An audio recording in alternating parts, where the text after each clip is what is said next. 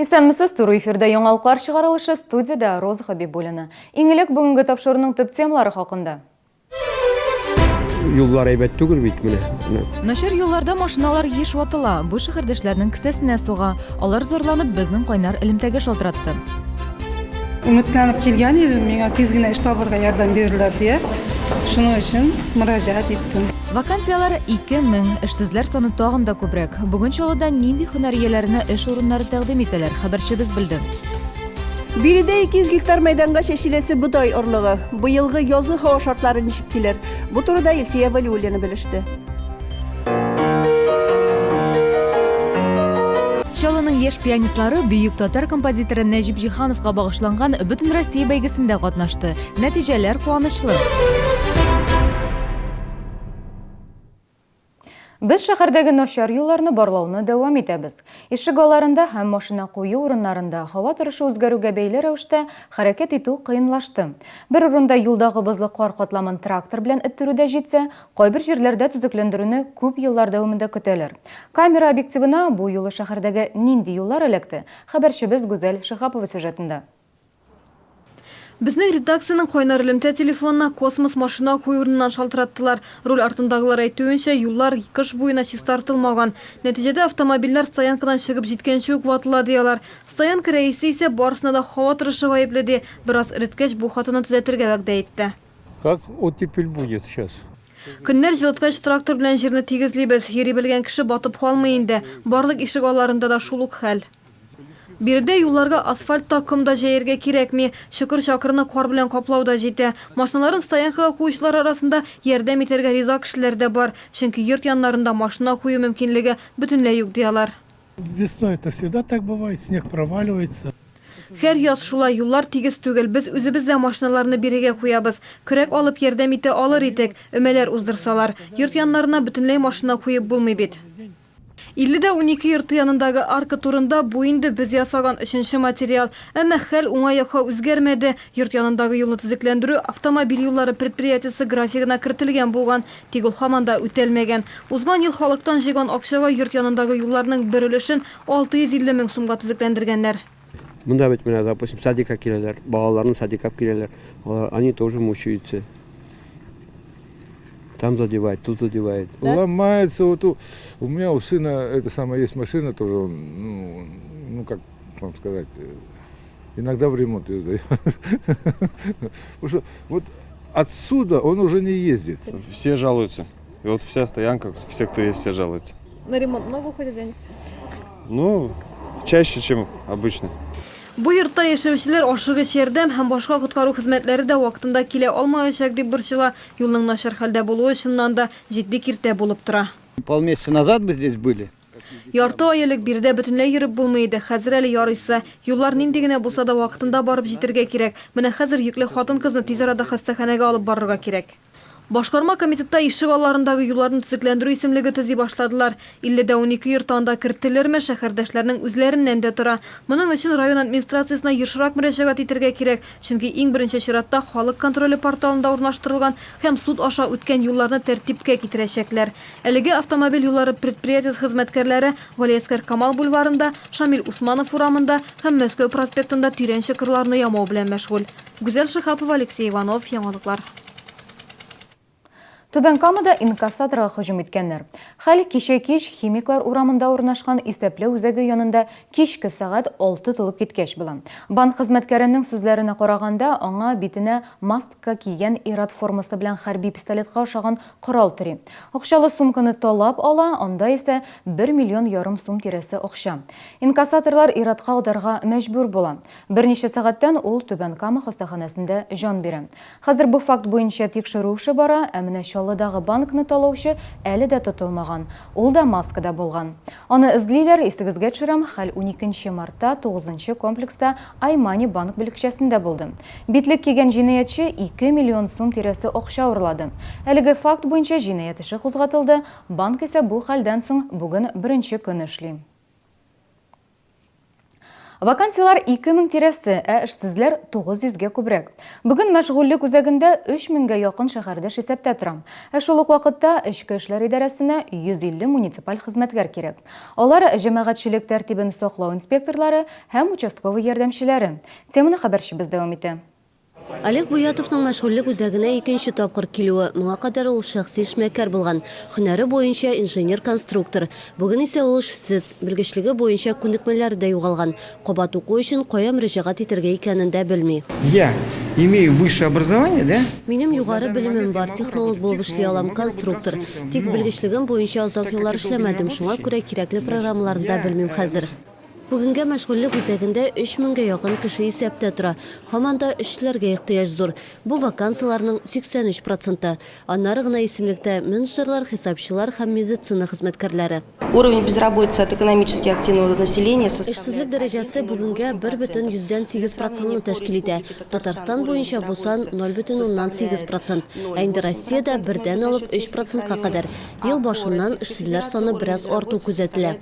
Мәшгульлек үзәгендә ыгы-зыгы юк иде. Без шәһәрдәшләрдән нинди эш эзләүләре хакында кызыксындык. Тәҗрибәле кешеләр, минем опытыма, эш тәҗрибәмә күрә, яхшы тиз генә өнемле эш табырга ярдәм итәләр дип өметләнеп килгән идем. Я учился на повар, недавно закончил курсы и... Пешекче һөнәрен үзләштердем. Хәзер шундый ук эш табарга телим. Мәшгульлек үзәгеннән кала бүген вакансиялар турында Эчке эшләр идарәсендә дә сөйләштеләр. Шәһәрдәшләрне полициягә эшкә чакыралар. Теләге булганнарның дружинachылар булу мөмкинлеге бар. Эш хакы уртача 14 000 сум тирәсе. Студентлар исә стипендия ала. Өстәвенә үз-үзеңне саклау буенча бушлай күнекмәләр алуда оештырылачак. На сегодняшний день Бүгенге шәһәрдә 104 халык дружинасы оештырылды. Анда барлыгы 1284 кеше хезмәт итә. Полицияга тагын 150 хезмәткәр кирәк. Алар җәмәгать тәртибен саклау инспекторлары, участковыйлар ярдәмчеләре, байлык булмаганнар белән эшләүче инспекторлар. Ирекле халык дружинachылар ярдәмендә узган ел гына да Чаллыда 80 җинаять ачылган. 700-гә якын административ хокук бозу очрагы булмый калган. Эсенханова, Елена Камалова, Ленар Султанов. Яңалыклар.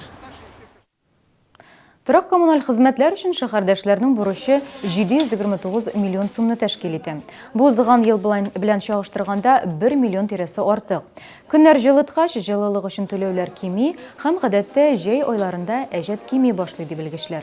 Иктисади авырлыклар аркасында коммуналь хезмәтләр өчен түли алмаучыларга проблеманы чишү юллары да бар. Бу бигрәк тә күп балалы гаиләләргә һәм авыр социаль хәлдәге шәһәрдәшләргә кагыла. Бурычны ай саен өлешләп түләргә мөмкин, эшсез калучылар исә идарә итүче оешмаларга мөрәҗәгать итә ала. Аларга хезмәт урыны тәкъдим итәчәкләр. Действительно, укомплектованность рабочими специальностями. Эшче куллар җитми, шуңа күрә эшлисе килгән кешегә урын һәрвакыт табыла. Торак коммуналь хезмәтләр өчен азрак түләүнең тагын бер юлы бар. Дәүләт хезмәте порталында моның өчен комиссия алынмый. Исәпләү үзәгендә комиссия 0,5%, банк һәм почталарда исә 1%-ны тәшкил итә. Шәһәрдәшләр ана капиталы ярдәмендә дә бюджетларын тулыландыра ала. Пенсия фонды идарәсендә гаризалар кабул итү 31 мартка кадәр дәвам итәчәк. Исегезгә төшерәм, Россия хөкүмәте карары нигезендә ана капиталы сертификатына ия кешеләр 20 000 сум акчаны кулга алу мөмкинлегенә ия. Аны һәркем үзе теләгән максатта көндәлек ихтыяҗлар өчен куллана ала. Чаллының пенсия фонды идарәсе 4000 шәһәрдәшебездән гаризалар кабул иткән инде. Биредә 200 гектар мәйданга чәчеләсе будай орлыгы. Быелгы язгы һава шартлары ничек килер? Бу турыда Илсия Валиуллина белеште. Чаллының яшь пианистлары бөек татар композиторы Нәҗип Җиһановка багышланган Бөтен Россия бәйгесендә катнашты. Нәтиҗәләр куанычлы. Стройэкспо Челны 2016 с 6 по 8 апреля в выставочном центре «Экспокама». В корпорации «Центр» и «Селдом» все со склада в распродажу. На бытовую электронику и мебель такие цены, что медлить не надо. Надо брать! Кировская обувная фабрика предлагает к вашим услугам полную реставрацию и восстановление женской и мужской обуви, начиная со смены подошвы и заканчивая полной заменой низа. С изношенной обувью проводится и полный внутренний ремонт, замена натяжных стелек, перетягивание колодки, реставрация меха. При необходимости обувь подгоняется по размеру и полноте ноги. На все работы дается фабричная гарантия. Представители фабрики будут принимать вашу обувь на реставрацию в городе Набережные Челны каждые 2 недели. Ждем вас 16 марта в ДК КамАЗ. Клиника Суджок терапии. Поселок ГЭС 320А. Остановка Полевая. Телефон 77 37 05. 77 37 05.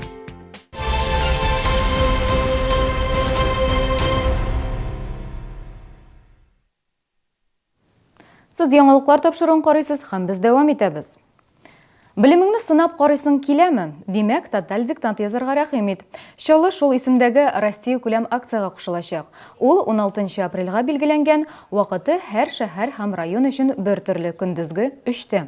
Шәһәрдәшләр диктантны КФУның инженерик үзәгендә язачак. Үзенең белем дәрәҗәсен теләге булган һәркем тикшереп карый ала. Дәфтәр һәм ручкалар алып килү мәҗбүри түгел. Оештыручылар кирәкле әсбаплар белән үзләре тәэмин итәчәк. Шолыда тоталь диктантны инде 2нче тапкыр язулар. Бу юлы текст авторы Россия балалар язучысы Андрей Усачев. Акция кешеләрнең белемгә омтылышын арттыруны күздә тота. Язның бер көне ел туйдыра. Татарстан районнарында шәшү кампаниясы башлануга санаулы көннәр калып бара. Шәшүлек мәйданнарын саклап калу, орлыкларны үз вакытында җиргә иңдерү, ашлау, төп бурычлар нәкъ менә шулар. Аларны тагын бер кат республика киңәшмәсендә авыл хуҗалыгы министры Марат Әхмәтов ассызыклады. Авыл бүген ни хәлдә яши, шәшүгә әзерлек ничек бара? Хәбәрчебез Илсия Валиуллина Тукай районының Кенәз авыл хуҗалыгында булып кайтты. Механизаторлар басуга чыгасы техниканы барлау белән мәшгуль. Быел Кенәз авыл хуҗалыгы басуларына барысы 6 тырма 2 шәшү агрегаты чыгачак. 6 трактор эшләячәк. Апрель урталарында эшкә тотынырга исәпләре. Һава шартлары яхшы килсә, шәшүне 10-15 көндә тәмамларга ниятлиләр. Кар басуда күп түгел. Күздән жаңгырлар күп булды, җирдә влага бар. Дым бар җирдә. Чөнки күзгә жаңгырларлардан оннан соң теләккә китмәс җирдәләр. Монса да бил тоң калын түгел. Бу булганда җиргә сеңәчәк. Карын сулары җиргә сеңәчәкләр бу елда. Кенәз хуҗалыгының басу җире 1528 гектар. 100 гектарга якын җирдә терлек азыгы игәләр. 440 гектарында бер төклеләр. Бездә шул малларга ризыкка шул будай урпа, кырмасмес чәчәбез инде. Кырмасмескә 4 төрлене булып чәчәбез. Биредә 200 гектар мәйданга шәшеләсе бодай орлыгы. Орлыкларын 4-5 ел сайын алыштырып торалар. Казанская юбилейная сортын шәшәбез. Сейдәштән үткән ел алыштырып алып, разамнажа иттек. Югары сорт уңыш биргән өчен. Арпаның Рошан сортын алдык, Торышуннан алдык. Мари элдан алып кайткан идек, CM4 агрегатты сатып алып, шуны ремонтлап, шуның белән тартып, класс газ стандартка китердек. Татарстанда язгы шәшү кампаниясы башланырга бер ай тирәсе вакыт калып бара. Тулайым алганда күпчелек хуҗалыклар кырга чыгу өчен әзер. Бу хакта республика күләм киңәшмәдә Татарстан авыл хуҗалыгы һәм азык-төлек министры Марат Әхмәтов баян итте. Төп бурычларның берсе шәшүлек мәйданнарын саклап калу. Кыр эшләрен уңышлы башкарып чыгу өчен республикага 16 миллиард сум акча кирәк булачак. Илсия Валиуллина, Алексей Иванов, яңалыклар. Бәйрәмнәр дәвам итә. 9нчы мәктәптә башлангыч сыйныф укучылары өчен шын тамаша оештырдылар. Балалар үзләре дә җавапсыз калмады. Алар күп балалы аналарны хөрмәтләп, концерт номерлары күрсәтте. Чараларның икесен дә хәбәрчебез күреп кайтты. Шолы икмәге компанияләр группасының герой аналарга дон акциясы традицион үткәрелүче игелекле чараларның берсе. Быел 100дән артык күп балалы әниләрне үсенчелекле сабыйлар тәрбияләүче аналарына хөрмәтләделәр. Аларның барысына да Шолы икмәге тарафыннан әзерләнгән бүләкләр, күчтәнешләр тапшырылды. Большое спасибо. Шолы икмәге компанияләр группасына акция оештырулары өчен бик зур рәхмәт. Халыкара хатын-кызлар көнендә безнең турында онытмаганнар. Очень понравилось. Бик ошады, мондай чаралар ешрак булсын иде. Бик матур һәм җылы сүзләр әйттеләр, күзгә яшьләр килде. Шулай ук акция кысаларында 9нчы мәктәптә яз һәм ир-егетләр бәйрәмнәрен оештыруга да ярдәм иттеләр. Балалар кумнан анимация ясауны мавыгып күзәтте. Үзләре көйгә кушылып җырлап та утырдылар.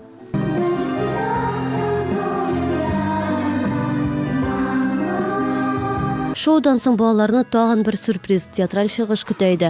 Ул тәмамланганнан соң малайлар һәм кызлар барысы да татлы күчтәнешләр алды. Герой аналарга дон акциясы беренче генә тапкыр үтми, соңгысы да түгел. Шолы икмәге җитәкчелеге игътибар, наз һәм кайгыртуга мохтаҗ кешеләргә ярдәм итүне дәвам итәчәк. Йоз бәйрәмнәре белән истәлекле дә инде. Тик шул ук вакытта бу чорда организмны кайгырту кирәклеге турында да онытып җибәрергә ярамый. Язын кешедә витаминнар запасы кими. Табиблар күпләргә авитаминоз диагнозы куя. Тик шулай да даруханәләргә йөгерергә ашыкмаска кирәк. Еш кына бер кашык бал кабып кую да организмны көндәлек тиешле витаминнар белән тәэмин итә ала.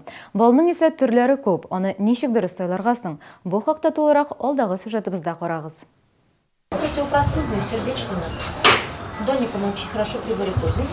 Ярминкәдә даруханәдәге кебек, әмма биредә умартачылар, алар баллы дарулар тәкъдим итә. КамАЗ мәдәният йортында Адыгей, Башкортстан, Алтай, Краснодар өлкәләреннән алып килгән бал тәкъдим итәләр. Аның һәр төре үзенчәлекле.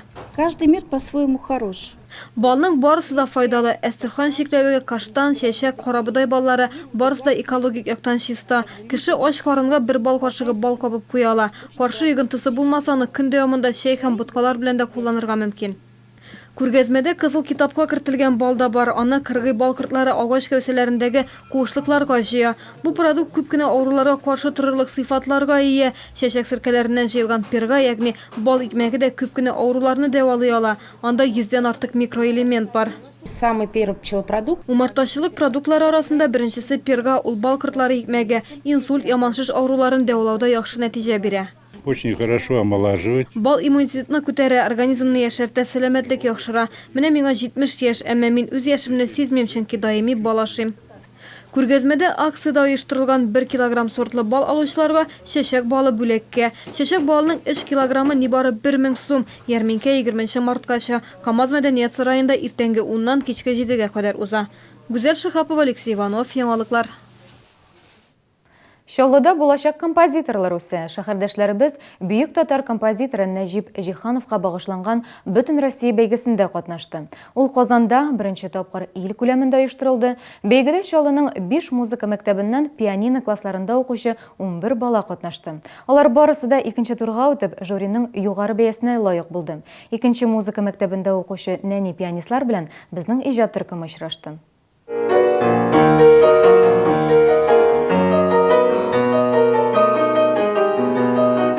Икенче музыка мәктәбе укучысы Рауль Камалов Нәҗип Җиһанов исемендәге Бөтен Россия бәйгесендә 12-14 яшьлекләр арасында беренче дәрәҗә лауреат исеменә лаек булган егет. Яшь пианистлар бәйгесе Казанда үтте. Талантлар өчен бөек татар композитор музеена сәяхәттә оештырылган. Аның кул җылысын саклаган шәхси әйберләрен конкурсантлар үз күзләре белән күргән. Мин Жиган музеенда булды. Мин анда рояльда уйнадым. Миңа бик ашады, мин чәчәдем.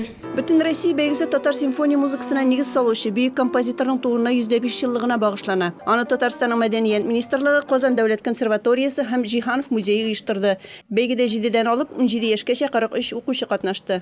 Мин зарисовкаларын уйнадым.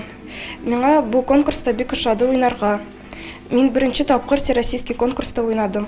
Безнең Чаллы балалары иң яхшы урыннарны алды. Жюрига бик ошады. Күп балалар калдылар за пределами. Вот безнең бөтен Чаллы икенче турга үтте. Бәйгенең иң яшь катнашучысы да Чаллыдан 7 яшьлек Дарья. Ул бәйгедә катнашуын тирән хисләр белән искә ала. Эту книжку мне подарили вместе с дипломом Надеждой. То, что у меня все еще впереди. Я эту книжку еще пока не читала, но думаю, что будет очень интересно. Яшь пианистлар бәйгесенең максаты талантларны барлау, яшьләрне дөньяның иң гүзәл музыка әсәрләренә игътибарларын юнәлтү һәм татарның бөек композиторы Нәҗип Җиһановның мәдәни мирасын пропагандалау. Әлеге кулымдагы дипломнар шушы бәйгенең ачык мисалы. Илсия Валиуллина, Ленар Султанов, яңалыклар. Чаллы хоккей клубының чираттагы көндәше билгеле булды. Безнең спортчылар яшьләр хоккей лигасының төбәкләр кубогы 4-1 финалында Курганнан юниор командасы белән уйнаячак. Чемпионатларда командаларның 4 тапкыр очрашканы бар. Аларның өчесендә Урал яшьләре көчлерәк булды. Турнир таблицасында да юниор безнекеләрдән алдарак. Юниор серияны үз стадионында башлаячак. Беренче уен 19 мартта көндезге сәгать 1дә булырга тиеш. Бүгенге менә шулар, мин сезнең белән сау булашам, исән сау булыгыз.